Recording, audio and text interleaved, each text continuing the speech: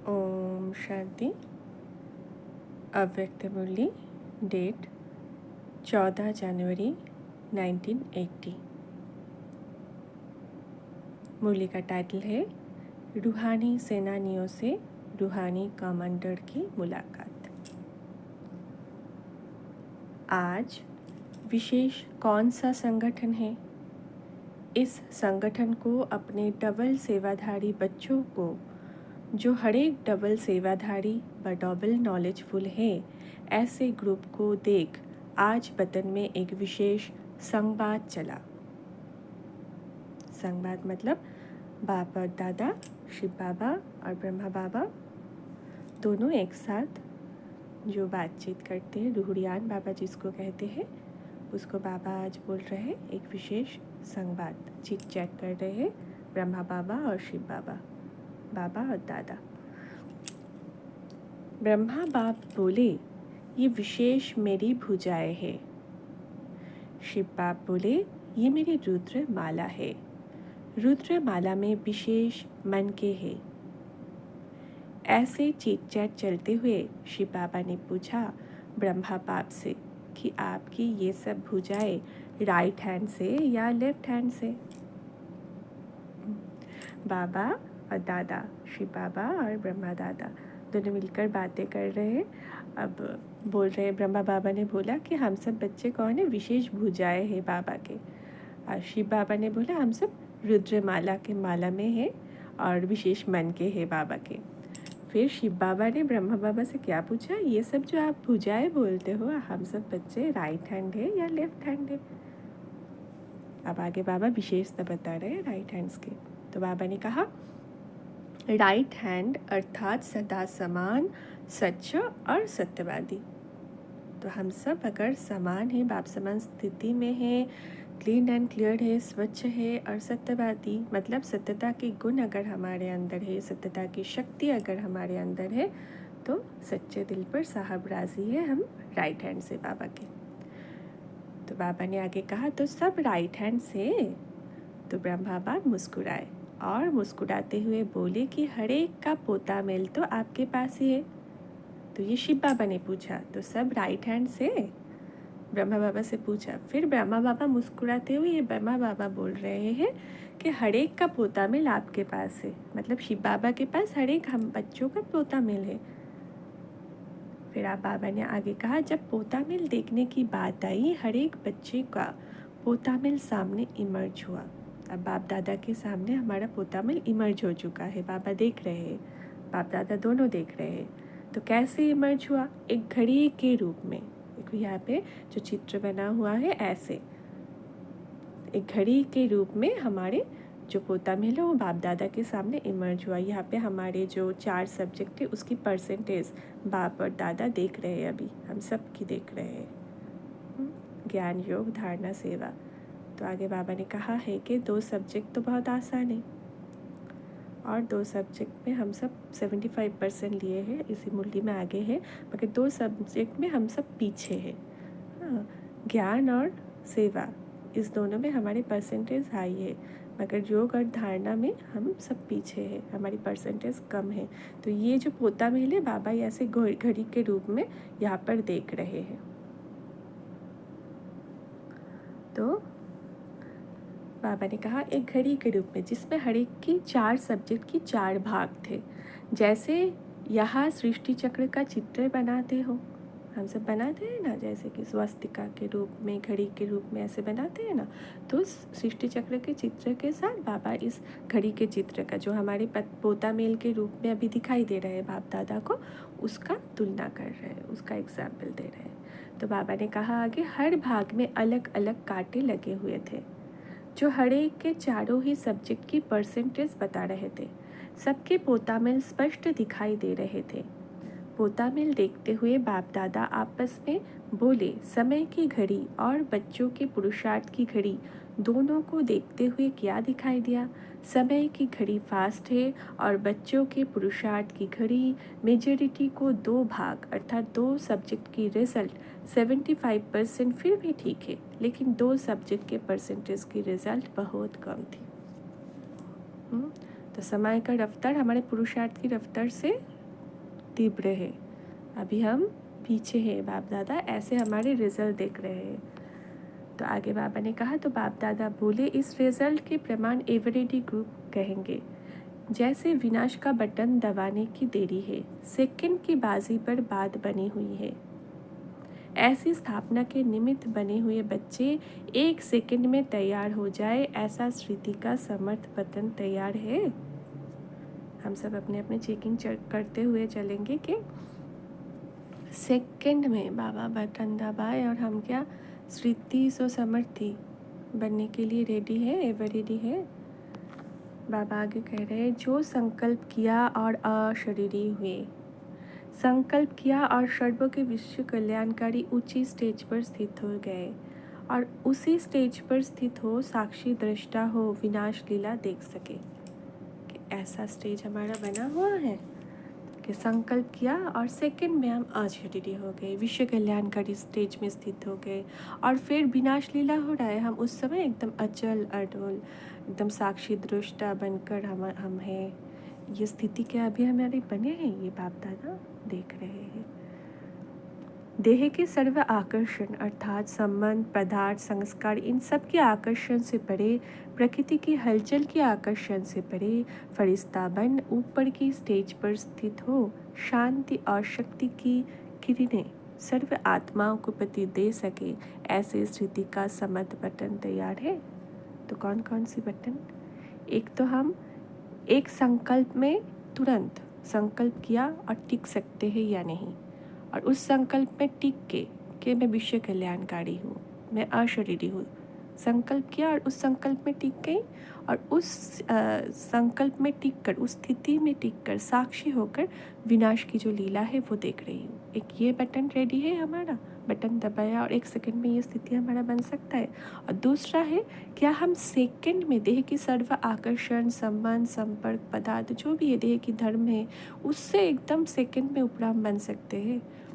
प्रकृति के हलचल जो हो रहा है, जैसे हो रहा है, उससे थोड़ा ऊपर चले गए, उपराम हो गए और फरिश्ता बन के अपनी जो शांति और शक्ति की स्थिति है उससे हम सबको दिवाई दे रहे हैं, शांति दे रहे हैं, सर्व आत्माओं को शाकाश दे रहे हैं। ऐसे समर्थी बने हैं हम, ऐसी स्थिति का बटन हमारे तैयार है। ये दूसरा बटन है।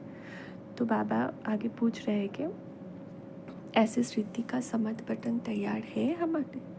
ये दोनों बटन बाप दादा ने कहा और दबाए और हम उस स्थिति में स्थित हो गए। तो बाबा ने आगे कहा, जब दोनों बटन तैयार हो तब तो समाप्ति हो। तो ये दोनों बटन, ये दोनों स्थिति में हमें टिकने का अभ्यास करना है, एक संकल्प में और देह से उपराम स्थिति में, फरिश्ताई स्वरूप में, साक्षी दृष्टा और फरिश्ताई स्थिति, ये दोनों बटन हैं। तो बाबा ने कहा, इस ग्रुप को देखकर बटन में पोता मिल इमर्ज हुआ। जैसे बाहुबल वाली सेना में भी वैरायटी प्रकार के सैनिक होते हैं।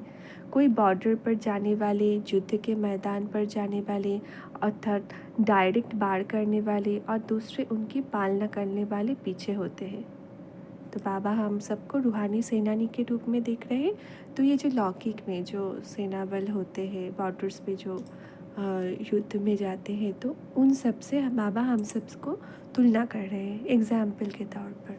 तो बाबा बोल रहे हैं कि जैसे उसमें भी वैरायटी प्रकार के सैनिक होते हैं, तो हम सब में भी वैरायटी प्रकार के हैं। कोई हम बॉर्डर पर जाके लड़ रहे हैं, कोई युद्ध के मैदान में सामने आ रहे हैं, डायरेक्ट लड़ रहे हैं, कोई फिर हम होता है उनकी पालना के भी निमित्त पीछे हुए।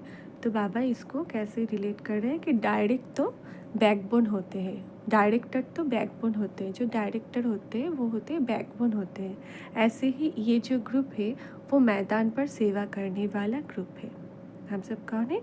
मैदान पर सेवा करने वाले, मतलब डायरेक्ट हम सब सेवा में हैं, तो डायरेक्ट ग्रुप है हम। तो ऐसे ही ये जो ग्रुप है वो मैदान पर सेवा करने वाला ग्रुप है।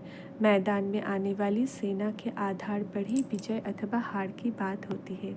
अगर मैदान में आने वाले कमज़ोर, शस्त्रहीन, डरपोक होते हैं तो कभी भी डायरेक्टर की विजय नहीं हो सकती। विश्व कल्याण के मैदान पर ये सेवाधारी ग्रुप है। ये ग्रुप बहादुर है। सामना करने की शक्ति अर्थात अनुभव कराने की शक्ति, सभी को श्रेष्ठ चरित्रों द्वारा बाप दादा का चित्र दिखाने की शक्ति, ऐसे शस्त्रधारी है।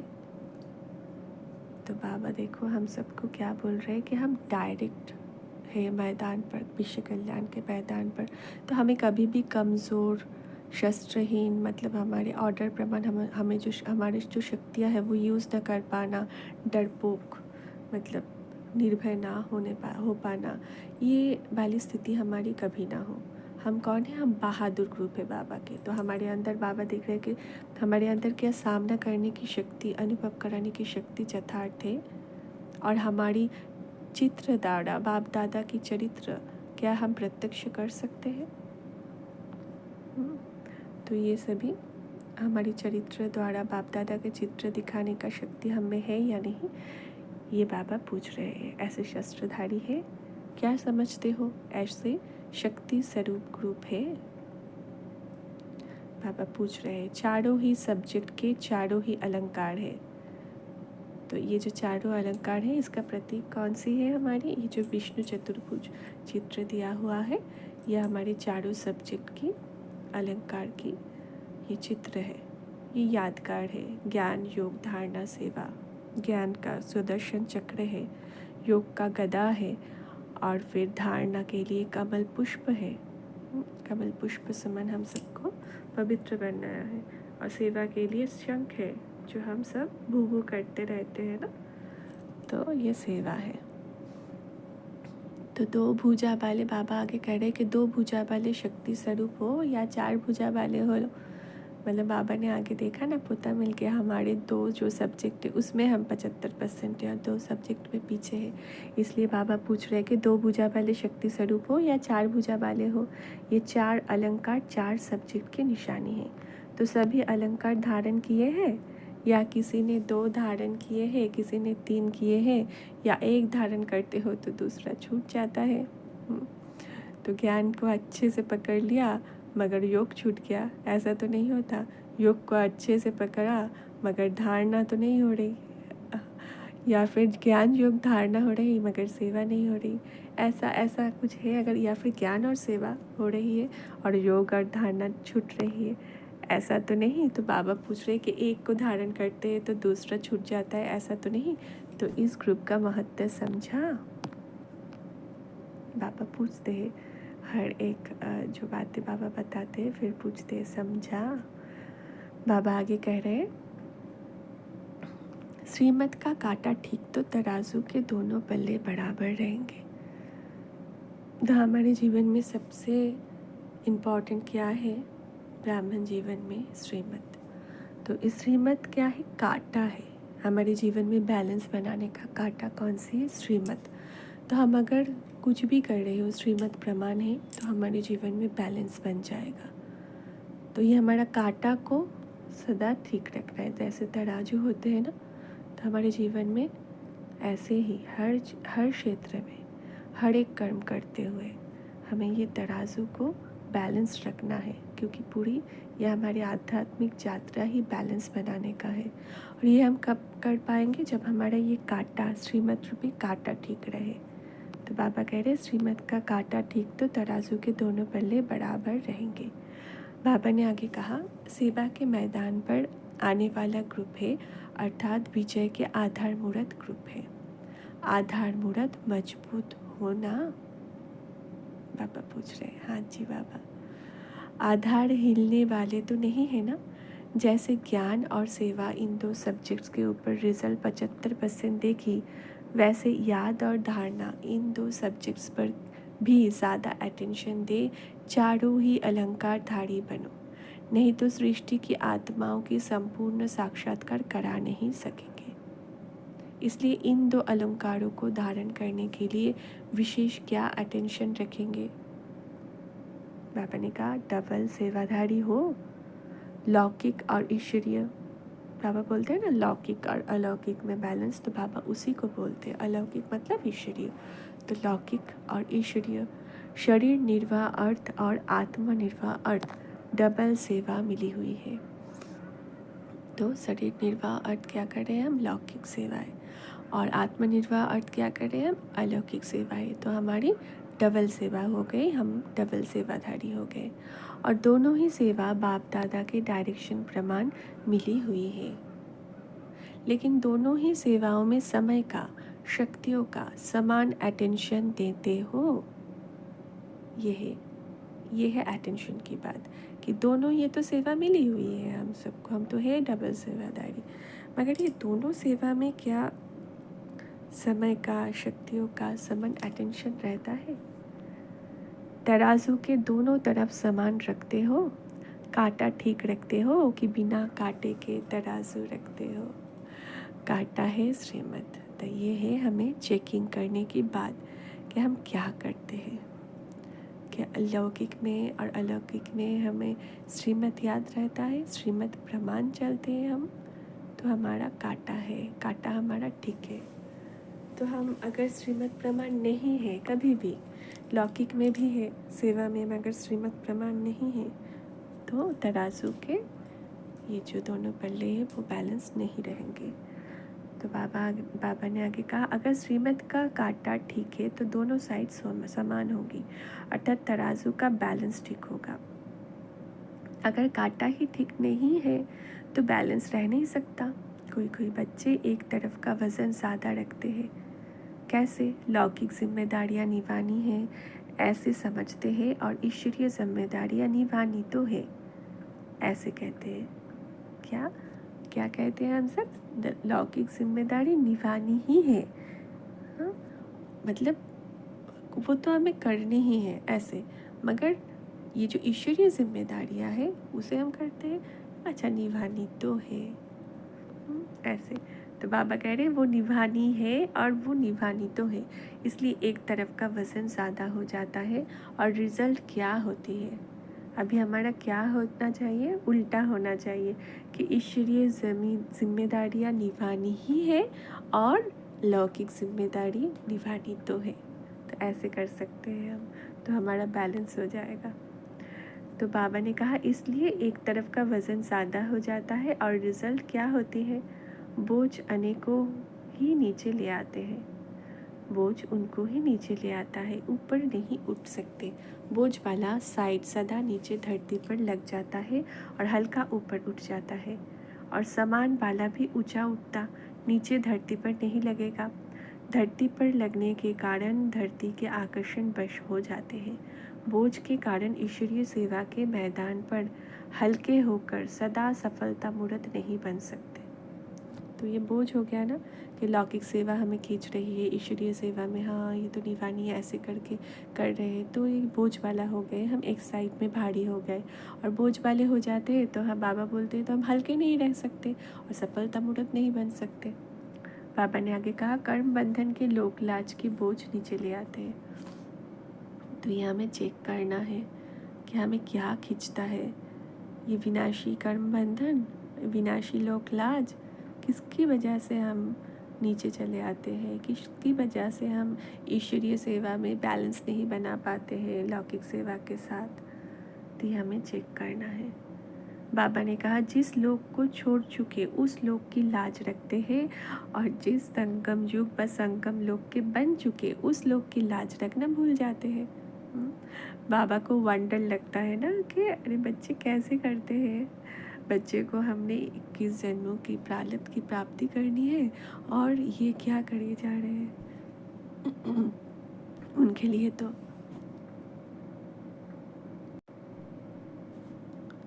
फिर बाबा ने आगे कहा,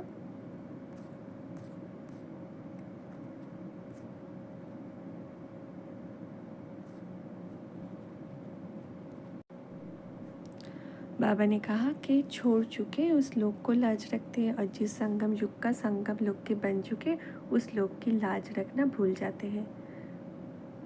तो बाबा को भी ये वंडर लगता है ना।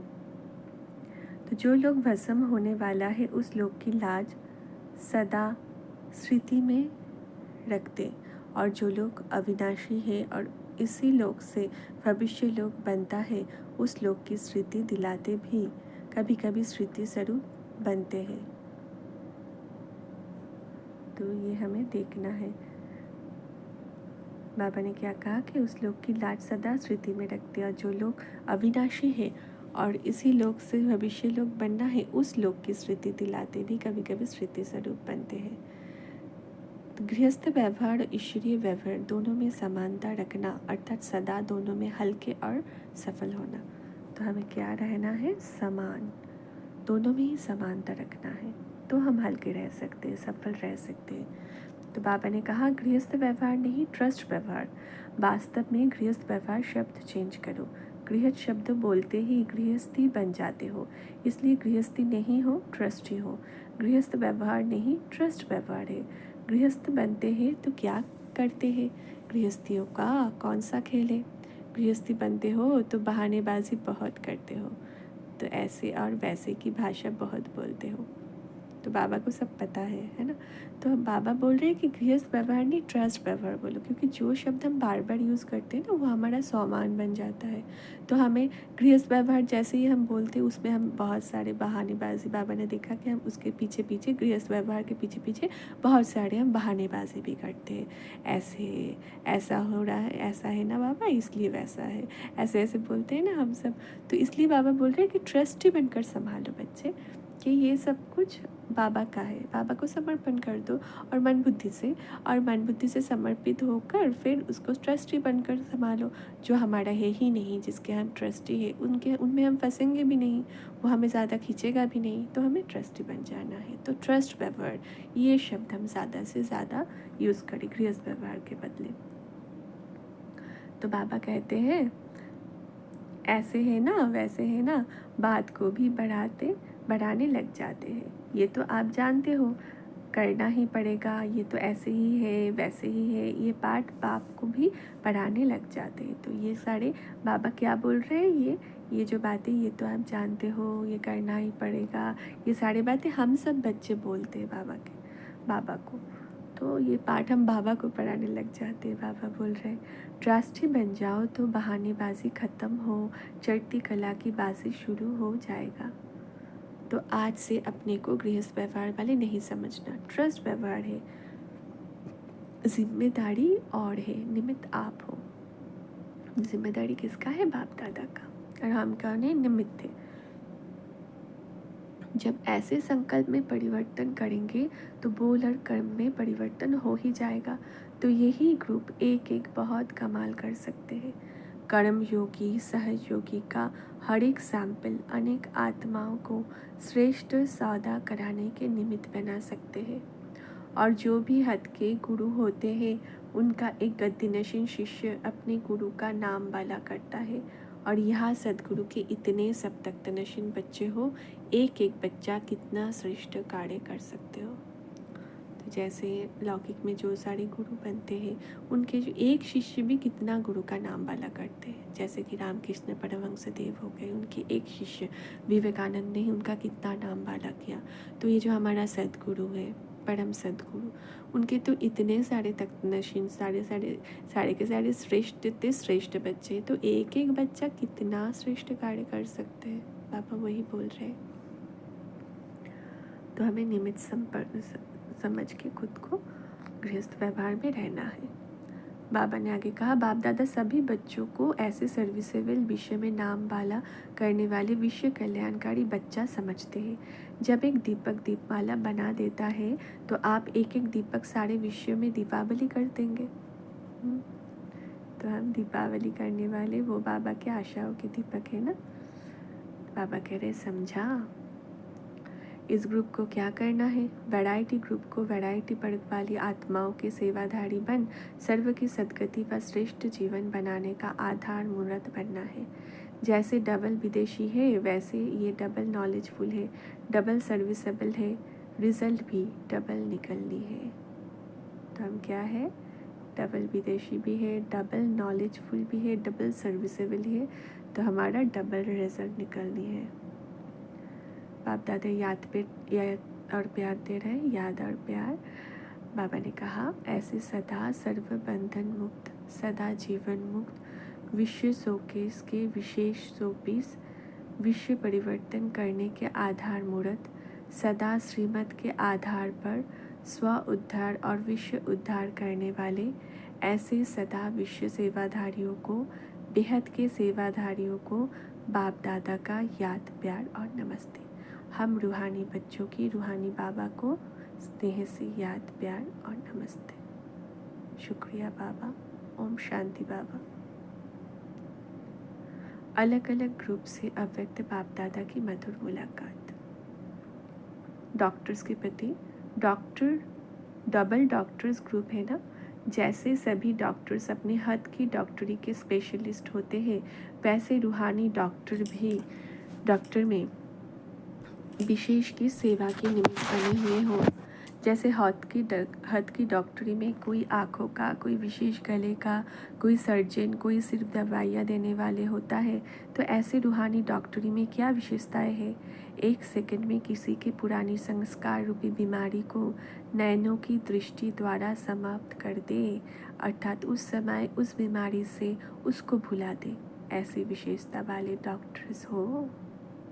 कितने सुंदर है ना। 1 सेकंड में किसी के पुरानी संस्कार रूपी बीमारी को नैनों की दृष्टि द्वारा समाप्त कर दे, अर्थात उस समय उस बीमारी से उसको भुला दे। ऐसी विशेषता वाले डॉक्टर्स हो। जैसे वो आंखें ठीक कर देते हैं, ऐसे अपनी दृष्टि द्वारा किसी के पुरानी संस्कार को पहले दबा दे, फिर समाप्त करा दे, उस समय शांत कर दे। ऐसी विशेषता वाले डॉक्टर्स हो। पुराने संस्कार मतलब बाबा क्या बोलते हैं, देहभान की जो हमारी संस्कार है, जो हमारी ओरिजिनल तो नहीं है मगर हमारी 63 जन्म की संस्कार है, उस संस्कार को क्या हम समाप्त कर सकते हैं अपनी दृष्टि द्वारा, किसी भी आत्मा का शांत कर सकते हैं। ऐसी दृष्टि के सर्जन बने हैं हम, दृष्टि के डॉक्टर बने हैं हम। तो बाबा ने कहा ये हुआ आँखों का डॉक्टर जो दृष्टि से परिवर्तन कर दे। जैसे डॉक्टर गोली देकर थोड़े समय के लिए दर्द को दबा देते, ऐसे आँखों के डॉक्टर हो जो दृष्टि से उसको संतुष्ट कर दो। हद के नहीं, रूहानी आँखों के डॉक्टर, अर्थात रूहानी दृष्टि से सफा देने वाले। तो क्या है, हम रूहानी आँखों के डॉक्टर है हम बाबा के। दूसरा है ऑपरेशन वाले डॉक्टर। जैसे वो औजारों से ऑपरेशन करते हो, वैसे अपने में जो शक्तियाँ हैं, ये शक्तियाँ ही यंत्र हो जाए, जिन यंत्रों द्वारा उनकी कमजोरियाँ समाप्त हो जाएगी। तो ऐसे औजार है ना हमारे साथ, एवरीडी है ना हम। तो बाबा ने कहा जैसे अपने ही थिएटर के यंत्रों द्वारा ऑपरेशन करते हो, पेशेंट के यंत्रों को तो नहीं यूज़ करते हो ना, ऐसे अपनी शक्तियों के यंत्र द्वारा बीमारी को ठीक कर दो। कामी को निष्कामी और क्रोधी को निक्रोधी बना दो। इसके लिए सहन शक्ति का यंत्र यूज़ करना पड़े। तो ऐसे ऑपरेशन वाले डॉक्टर हो, जैसे उसमें आँख नाक सबके अलग अलग स्पेशलिस्ट होते हैं, ऐसे यहाँ भी अलग अलग विशेषताएं हैं। जहाँ भी जितनी कोई डिग्री लेना चाहे तो ले सकता है। जो सर्व विशेषताओं में ऑलराउंडर हो जाते हैं, वो नामी ग्रामी हो जाते हैं। तो हमें क्या करना है, हमारे पास अस्त्र शस्त्र औजार कौन है, यंत्र कौन सी है, शक्तियों का। तो उस शक्तियों से हमें क्या करना है, कामी को निक्रामी बनाना है, निष्क्रामी बनाना है, क्रोधी को निक्रोधी बनाना है। तो ऐसे हमें यूज़ करना है अपने यंत्र को। तो ऐसे विशेषता संपन्न डॉक्टर, ऑपरेशन के डॉक्टर है हम। बाबा ने आगे कहा डॉक्टर्स तो बहुत सेवा कर सकते हैं। क्यों? क्योंकि पेशेंट उस समय बिल्कुल भिखारी के रूप में आते हैं। अगर उस समय डॉक्टर उन्हें झूठी दवाई भी दे देते, पानी भी दे देते, तो भी भावना के कारण वो ठीक हो जाते हैं। उन्हें खुशी की खुराक मिल जाती, जिससे वो ठीक हो जाते हैं। दवाई से ठीक नहीं होते, खुशी से ठीक हो जाते हैं। तो डॉक्टर्स के पास भिखारी के रूप में आते हैं, 2 घड़ी के लिए भी दर्द मिटाओ। डॉक्टर्स के पास सेवा का बहुत सुंदर चांस है ना। तब जो भी आते हैं, जो भी आत्माएं आते हैं, उसको दर्द है, उसका कोई तकलीफ़ है, तो वो तकलीफ़ का कोई भी इलाज के लिए आते हैं ना। तो उस समय क्या है, वो कुछ ना कुछ लेने के लिए आते हैं। तो हम सब डॉक्टर्स जो है, तो उस समय हमें देना है उनको। तो उस समय हमें उसके दर्द को कम करने वाली दवाई अगर ना भी दे, अगर दो बोल अच्छे अच्छे बोल दे, तो खुशी की खुराक बाबा जिसको बोलते हैं, तो उससे भी ठीक हो जाती। बाबा तो बोल रहे हैं कि आप अगर पानी भी दे दो उनको ये बोल के साथ, तो तब भी वो ठीक हो जाते हैं। दवाई से भी ज़्यादा उस समय हमारे बोल उनकी दर्द को मिटाता है। तो बाबा कहते हैं उन्हें आप उस समय क्या भी सुनाओ तो सुनने के लिए तैयार हो जाते हैं। तो जैसे इंजेक्शन लगाकर सेकंड में उसके दर्द की सुध बुध भुला देते हो, ऐसे ज्ञान का इंजेक्शन भी लगाओ जो पुराने संस्कारों की सुध बुध भूल जाए। ऐसे इंजेक्शन आप सबके पास है ना, जो पहले अपने को इंजेक्शन लगाकर संस्कारों को भुला सकते हो, वो अनुभव के आधार से औरों को भी लगा सकेंगे। तो पहले तो स्व से शुरू करना है ना, अपने संस्कार को भुलाओ तो फिर दूसरों के संस्कार को ऐसे अनुभव के आधार से हम भुला सकते हैं। तो बाबा ने कहा तो डबल डॉक्टर्स की कोई तो विशेषता होनी चाहिए ना, अभी कोई भी आएगा तो आपके पास भेजेंगे, ऐसे नहीं। बाबा ने कहा ऐसे नहीं केस वापस चला जाए, बहुत अच्छा चांस है सेवा में आगे बढ़ने का। डॉक्टर तो एक दिन में काफ़ी प्रजा बना सकते हैं, रोज़ प्रजा बनाई आपके पास आती है, ढूंढने नहीं जाना पड़ता। वैसे मेले प्रदर्शनी में कितना खर्चा करके बुलाते हैं, आपका तो बहुत सहज है। जितनों को संपर्क में लाएंगे उतनी प्रजा बनती जाएगी। अगर संबंध में लाया तो बच्चे भी बन सकते हैं। कोई अच्छा अच्छा कहकर चले भी जाएंगे, लेकिन वो अंत में हलचल के समय इच्छुक होकर महसूस शक्ति के साथ साथ आएंगे। इसलिए सेवा करते रहना चाहिए, फिर भी आपको इष्ट मानेंगे ज़रूर। तो हमें सेवा करते ही रहना है, और कुछ नहीं तो कम से कम आपके भक्त तो बन जाएंगे। अगर अंत में ये भी कहा कि इन्होंने संदेश अच्छा दिया, संदेशी थे, पैगंबर थे, ये भी सेवा, ये भी सोचो तो भक्त बन जाएंगे। लास्ट स्टेज भक्त है, वो भी तो चाहिए ना। अभी जो आते हैं वो 7 दिन के कोर्स से अपनी हिम्मत से चलने वाले कम है। लास्ट पुर है ना, लास्ट पुर में ताकत नहीं होती, इसलिए अभी की आत्माओं को स्वयं के शक्तियों के सहयोग द्वारा आगे बढ़ाने का समय है। आपके भेंट में अभी के आत्माएं टू लेट हो गए हैं। ये 1980 के है, बाबा बोल रहे हैं उससे पहले जो आए हैं उन सबको कि आपके भेंट में अभी की आत्माएं टू लेट हो गई है। उनके अपनी शक्ति नहीं है, उनको आप शक्तियाँ देकर चलाओ। तो बाबा कह रहे क्योंकि लास्ट पुर हो गया, इसलिए स्वयं का उल्लास देकर उनको चलाना है। आपको महादानी बरदानी बनना पड़े, वो अपने आधार पर नहीं चल सकते। तो ऐसा पावरफुल यंत्र निकालो जो 1 सेकंड में अनुभव कराने वाला हो। अब अपने हमजिस की संख्या को बढ़ाओ। अभी ऐसा इंजेक्शन तैयार करो जो लगाओ और सुध बुध भूल जाए, इस दुनिया से बेहोश हो इस दुनिया में आ जाए। ऐसा इंजेक्शन तैयार करना पड़े। अब देखेंगे 80 के वर्ष में अपनी संख्या कितनी बढ़ते हैं। कम से कम आपके हम जिस उल्हना तो ना दे कि हमको बताया ही नहीं। अगर हम नहीं जागते थे तो जगाना तो फ़र्ज था, ये भी उल्हना देंगे। तो हमें ये उल्हना के पात्र तो बिल्कुल नहीं बनना है। जो भी मिले उनको हमें ये संदेश देते जाना है, बाबा की संदेश। एक बार निमंत्रण दे दिया, पर्चा भेज दिया तो कैसे जाएगा। जो कुंभकर्ण की नींद में सोया हुआ है उसे एक बार आवाज़ दे दो, ए जाग जाओ, तो कैसे जगेगा। इसलिए बार बार जगाना पड़े। अब बाबा इंजीनियर्स से बातें कर रहे हैं। इंजीनियर्स अर्थात प्लानिंग बुद्धि। इंजीनियर सदा प्लान सेट कर कार्य को आगे बढ़ाते हैं। तो इंजीनियर ग्रुप अर्थात रूहानी प्लानिंग बुद्धि ग्रुप ऐसे हो। इस रूहानी सेवा में भी प्लानिंग बुद्धि बन सेवा का प्लान बनाते हो, नया प्लान बनाते हो, या बने हुए प्लान को प्रैक्टिकल में लाते हो। प्लानिंग बुद्धि तो प्लान बनाने की बिना रह नहीं सके। जिसका जो काम होता है वो ना चाहते भी उसी कार्य में सदा बिजी रहते हैं। तो सदा जैसे उस डिपार्टमेंट का अटेंशन रहता है ना, क्या करे, कैसे सफल बनाए, किस विधि से वृद्धि करे, यही इंजीनियर्स का काम है ना। तो रूहानी इंजीनियर्स को ईश्वरीय सेवा की विधि पूर्वक वृद्धि कैसे हो उसका प्लान बनाना पड़े। अगर सभी अपना नया प्लान तैयार करें तो इतने सारे प्लान से नई दुनिया तो जल्द ही आ जाएगा। अभी ऐसा प्लान बनाओ जो कम खर्च और अधिक सफलता वाला हो। जैसे सैकरिन की एक भी बूंद बहुत काम करती है, ऐसे ही प्लान पावरफुल हो लेकिन एकानामी वाला हो, कम खर्च वाला हो मगर पावरफुल हो।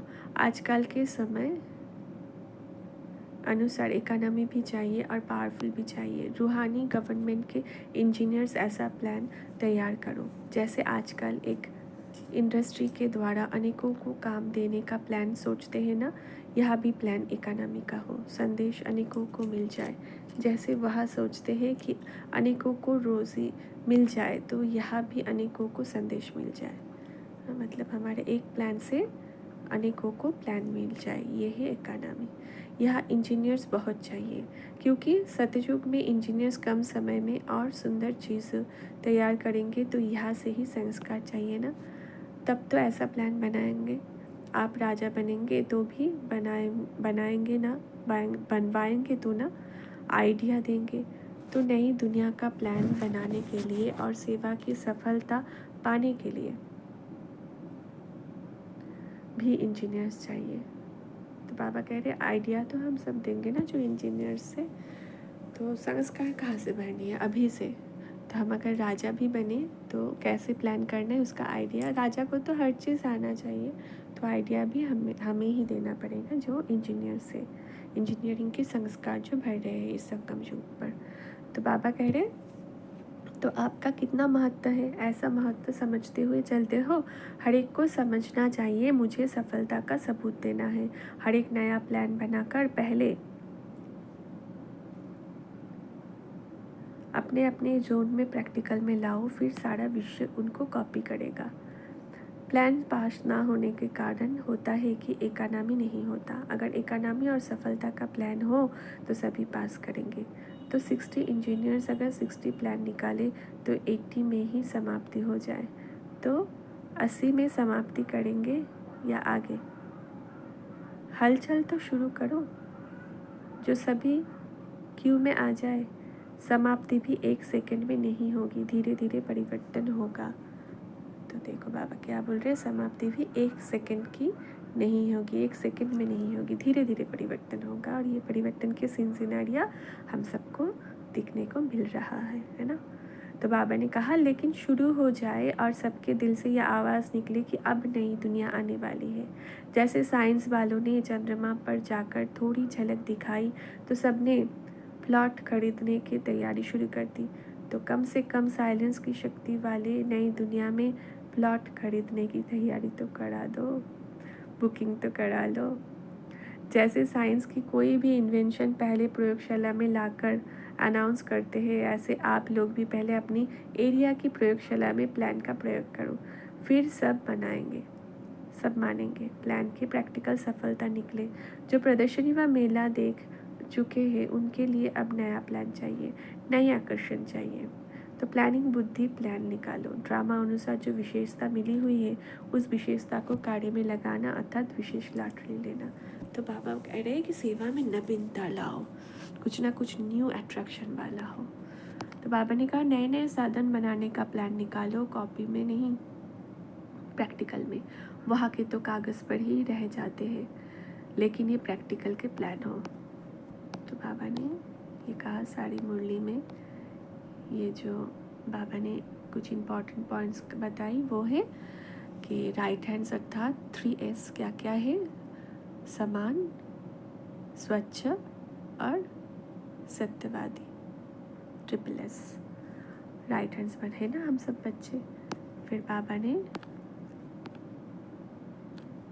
ये भी बताया कि देह की सभी आकर्षण अर्थात संबंध, पदार्थ, संस्कार, इन सब के आकर्षण से परे जाना है हमें। प्रकृति के हलचल के आकर्षण से भी परे जाना है। फरिश्ता बन ऊपर की स्टेज पर स्थित हो, शांति और शक्ति की किरण सर्व आत्माओं के प्रति दे सके, ऐसी हमारी अवस्था हो। ऐसे स्थिति का समत वतन तैयार होए, ये पूछा है हमारी। देह के सर्व आकर्षण अर्थात संबंध, पदार्थ, संस्कार, इन सब के आकर्षण से परे प्रकृति की हलचल के आकर्षण से परे फरिश्ता बन ऊपर की स्टेज पर स्थित हो, शांति और शक्ति की किरण सर्व आत्मा के प्रति दे सके, ऐसे स्थिति का समझ बटन तैयार है। ये बाबा ने पूछा है चेकिंग पॉइंट्स। अच्छा, ओम शांति।